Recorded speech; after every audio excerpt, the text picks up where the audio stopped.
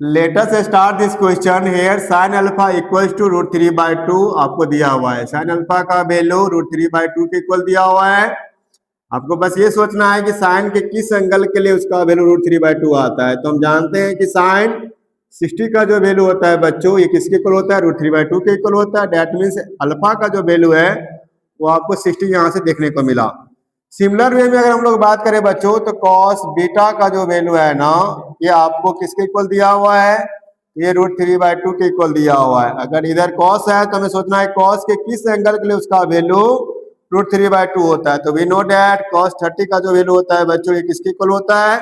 √3/2 के इक्वल होता है। यानी एंगल को हम लोग यहाँ बराबर करेंगे तो बीटा का वैल्यू 30 डिग्री के इक्वल आ जाएगा। हमें फाइनली वैल्यू किसका बात करना है? तो हमें फाइनली फाइंड करना है tan alpha into tan beta का। tan अल्फा का वैल्यू हम लोग बच्चों फाइंड कर चुके हैं, कितना? 60 डिग्री इंटू tan बीटा का वैल्यू कितना है? 30 डिग्री आपका है। वैल्यू को पुट कर दिया जाए, tan 60 आपका √3 होता है और tan 30 आपका 1/√3 होता है। दोनों कैंसिल हो गए, कितना हो जाएगा? 1 आपका राइट आंसर हो जाएगा। Today I am going to discuss the question if sin square theta plus sin theta is equals to 1। sin square theta plus sin theta का वैल्यू 1 के इक्वल दिया हुआ है बच्चों। तो हम लोग यहाँ क्या कर सकते हैं? हम लोग जानते हैं कि sin थीटा का वैल्यू अगर यहाँ से अगर हम लोग फाइंड करेंगे तो आपका क्या बन जाएगा? राइट साइड ये मूव करेगा तो 1 माइनस sin स्क्वायर थीटा बन जाएगा। और 1 माइनस sin स्क्वायर थीटा किसके इक्वल होता है बच्चों? तो this one is equal to cos square theta. 1 minus sin square theta cos square theta के बराबर होता है। That means cos square theta का वैल्यू किसके इक्वल है? sin थीटा के इक्वल है। हम लोग अगर स्क्वायरिंग बोथ साइड्स कर दें तो cos स्क्वायर थीटा का पावर क्या करना होगा? 2 करना होगा। इक्वल टू क्या हो जाएगा? sin थीटा का पावर 2 हो जाएगा। ये कितना बन जाएगा बच्चों? cos के पावर 4 थीटा बन जाएगा, बराबर कितना हो जाएगा? sin स्क्वायर थीटा हो जाएगा। हम लोग क्या करेंगे? cos के पावर 4 थीटा का वैल्यू यहाँ पुट करेंगे तो ये मेरा हो जाएगा cos square theta plus cos के पावर 4 थीटा। यहाँ हो जाएगा cos स्क्वायर थीटा और cos के पावर 4 थीटा का वैल्यू मैंने क्या फाइंड किया है बच्चों? sin स्क्वायर थीटा फाइंड किया है। और देख रहे हैं हम लोग एंगल सेम है यहाँ, तो cos square theta plus sin square theta क्या हो जाएगा? 1 हो जाएगा। Today I am going to discuss now sin x plus cos y is given here 1। sin x plus cos y का वैल्यू बच्चों यहाँ 1 के इक्वल दिया हुआ है, लेकिन कंडीशंस आपको दिया हुआ है कि x का वैल्यू किसके इक्वल है? 30 डिग्री के इक्वल है। तो हम लोग यहाँ x के वैल्यू को पुट कर देते हैं। साइन हो जाएगा, x की जगह पे क्या पुट करेंगे? 30 डिग्री प्लस cos y बराबर कितना हो जाएगा बच्चों? 1 के इक्वल हो जाएगा।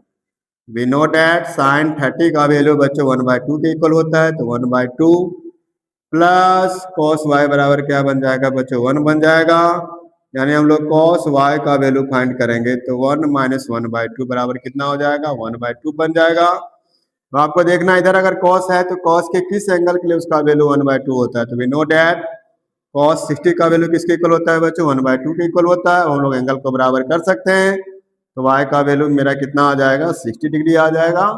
और यही मेरा यहाँ बच्चों हम लोग अगर x के जगह पे इन्फिनिटी अगर पुट करें तो न्यूमरेटर में भी हमें इन्फिनिटी देखने को मिलेगा और डिनोमिनेटर में भी हमें इन्फिनिटी देखने को मिलेगा। डैट मीन्स यहाँ इनडिटर्मिनेट फॉर्म में क्या इन्फिनिटी बाय इन्फिनिटी है। डैट मीन्स अगर हम इसको इजिली अगर इसको सॉल्व करना है तो हम लोग यहाँ एल हॉस्पिटल को अप्लाई कर सकते हैं।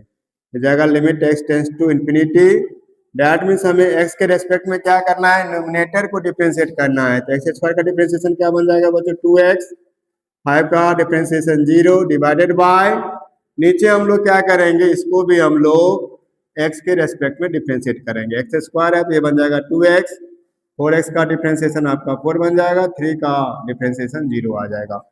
यानी limit x tends to infinity. अब हम लोग इसको क्या कर सकते हैं?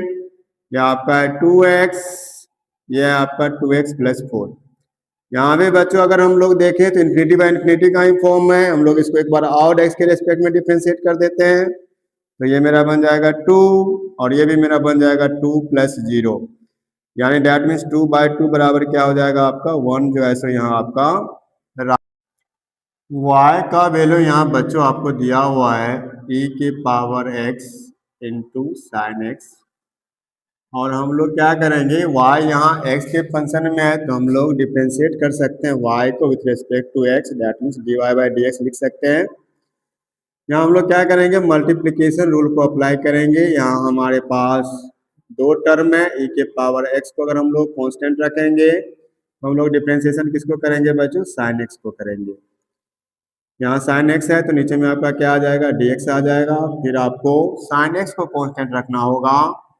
साइन x अगर कांस्टेंट है मेरा तो हम लोग डिफ्रेंशिएट किसको करेंगे e के पावर x को। यहाँ भी e के पावर x है तो यहाँ क्या हो जाएगा dx बन जाएगा। अब हम लोग इसको इजीली कैलकुलेट कर लेंगे e के पावर x साइन x का डिफ्रेंशिएशन cos x होता है। सिमिलरली यहाँ आपका साइन x आएगा और e के पावर x का डिफ्रेंशिएशन क्या हो जाएगा e के पावर x ही होगा। यहाँ हम लोग देख रहे हैं e के पावर x जो हम लोग कॉमन ले सकते हैं क्या बन जाएगा sine x plus cos x आपका बन जाएगा। तो this one is your right answer for dy।